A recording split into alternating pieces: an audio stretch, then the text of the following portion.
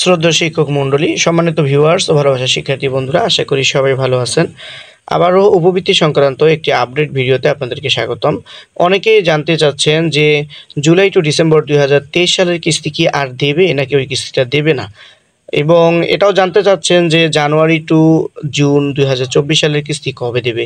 এই নানান ধরনের সব প্রশ্নের মূল হচ্ছে যে টাকা কবে দিচ্ছে। তো ভিউয়ার্স, তার চূড়ান্ত অর্থাৎ একবার ফাইনালি আপনাদেরকে একটি আপডেট জানাবো, এবং আপনারা টাকাটা কবে পাচ্ছেন, কত তারিখ থেকে কত তারিখের মধ্যে পাচ্ছেন, তার বিস্তারিত জানতে পারবেন আজকের ভিডিওতে।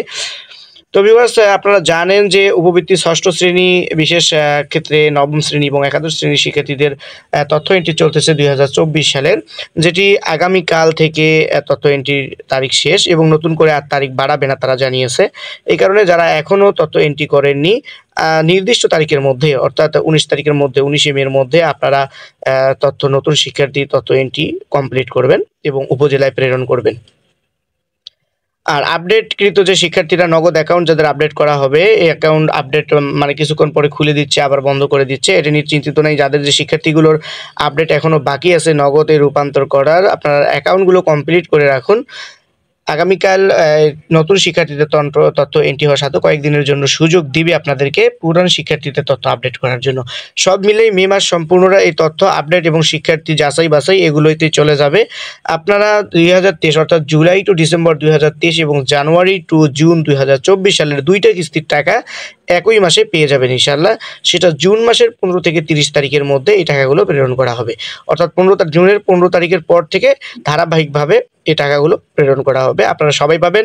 তো যখন শিক্ষার্থী বন্ধু বা শিক্ষক মণ্ডলী যারা আছেন, এটা নিয়ে প্রেশারের কোনো কারণ নেই। বিশেষ করে শিক্ষার্থী বন্ধুরা যারা আছো, তোমরা বারবার এই প্রশ্নটা করতেছো, আসলে তোমাদের চিন্তার কোনো কারণ নাই। তোমরা যদি অ্যাকাউন্ট আপডেট করে থাকো তাহলে অবশ্যই তোমরা টাকা পেয়ে যাবে। আর যদি আপডেট করে না থাকো, অবশ্যই তার নিজ নিজ প্রতিষ্ঠানের সাথে যোগাযোগ করো। তোমাদের নগদ অ্যাকাউন্ট, যাদের ব্যাঙ্ক অ্যাকাউন্ট ছিল তারা ব্যতীত অন্যান্য যারা মোবাইল ব্যাংকিং ছিল, তারা অবশ্যই নগদ অ্যাকাউন্টে রূপান্তর করতে হবে। এই জন্য প্রতিষ্ঠানের সাথে যোগাযোগ করো। অ্যাকাউন্টগুলো আপডেট হয়ে যাবে মে মাসের মধ্যে। আর আপনার জুনের 15 তারিখের পর থেকে নিয়ে যারা নতুন এন্ট্রি হচ্ছে তারাও কিন্তু প্রথম কিস্তির টাকা জানুয়ারি টু জুন প্রথম কিস্তির টাকা জুনের মধ্যেই পেয়ে যাবে, জুনের শেষের দিকে পেয়ে যাবে। আর যারা পুরান শিক্ষার্থী আছে, উপবৃত্তি প্রাপ্ত যে শিক্ষার্থীরা আছেন, তারা দুইটা কিস্তির টাকায় একসাথে পেয়ে যাবেন ইনশাল্লাহ। তো ভিউয়ার্স, এই ছিল উপবৃত্তির সর্বশেষ আপডেট।